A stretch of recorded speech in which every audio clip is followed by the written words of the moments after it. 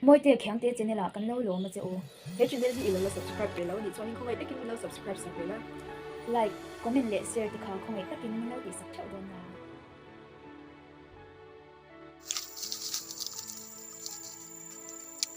ru tu ha mình mua rau rạ tụi mày thật ra rất mày cũng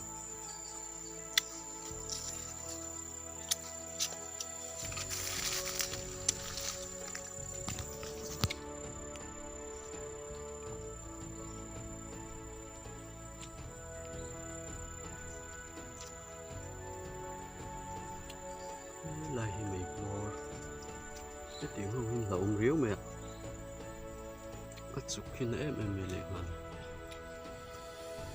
mình là chụp lâu lắm mày đây cái chuyện ba bộ chụp đó nó bị khóc mày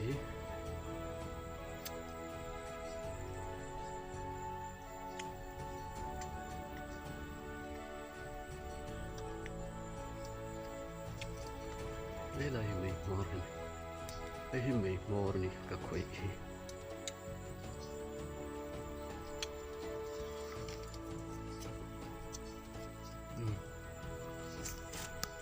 good tu ha ha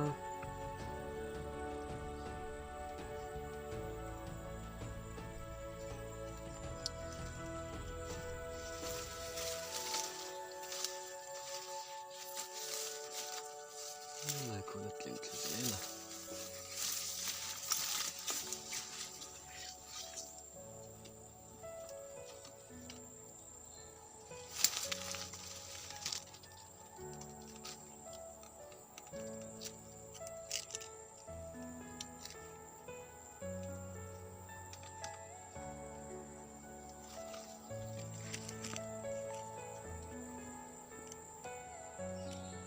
xây về đâu thế mày